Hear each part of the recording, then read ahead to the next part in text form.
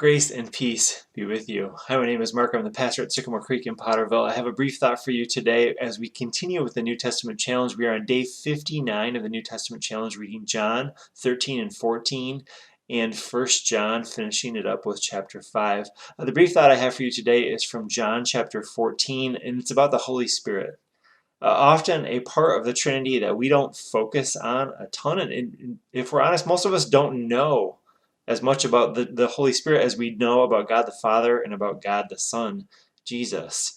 In John chapter 14, beginning with verse 15, Jesus says, "If you love me, you will obey what I command." That sounds familiar, doesn't it? It's a common theme of John.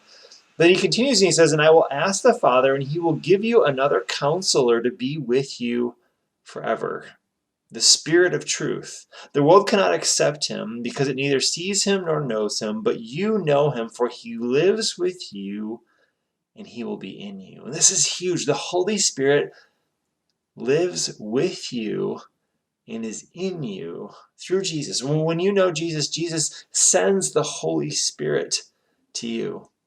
And that means that as we work to obey, as we work to follow God, we're not doing this on our own, but we have the Holy Spirit working in and through us.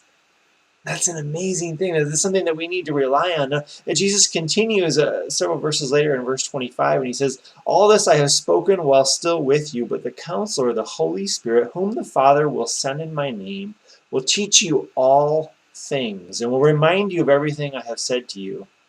Peace I leave with you, my peace I give you. I do not give to you as the world gives. Do not let your hearts be troubled, and do not be afraid." The Holy Spirit works in your life to teach you everything that you need to know. May you today give yourself to the Holy Spirit. May you look for God's presence in your life. That's what the Holy Spirit is, God's presence in your life.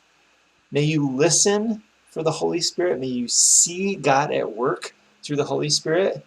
And may you give yourself to God through submitting to the work of the Holy Spirit in your life, transforming you into the loving person that God would have you be.